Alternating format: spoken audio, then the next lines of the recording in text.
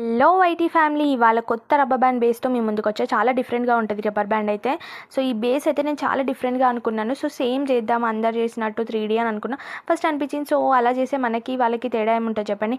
So నేను కూడా అనుకున్నా రబ్బర్ బ్యాండ్ 3Dలో చేస్తే చాలా వ్యూస్ వస్తాయి, చాలా లైక్స్ వస్తాయి అని చెప్పేసి ప్రీవియస్ వీడియోకి కూడా వచ్చినాయి. సో అందరిలా చేస్తే ఏముంది, కొంచెం డిఫరెంట్గా ట్రై చేస్తాం, పోతే ఒక బేసే కదా పోయేది అని అనిపించింది నాకు.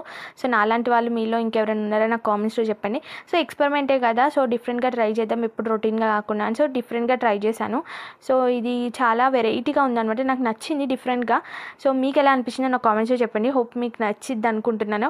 సో నచ్చపోయినా పర్లేదు, బట్ ఏంటంటే మనం ఎక్స్పెరిమెంట్ చేస్తుంటేనే ఏదో ఒకటి సక్సెస్ అవుతుంది కదా. సో చాలా బాగా వస్తుంది.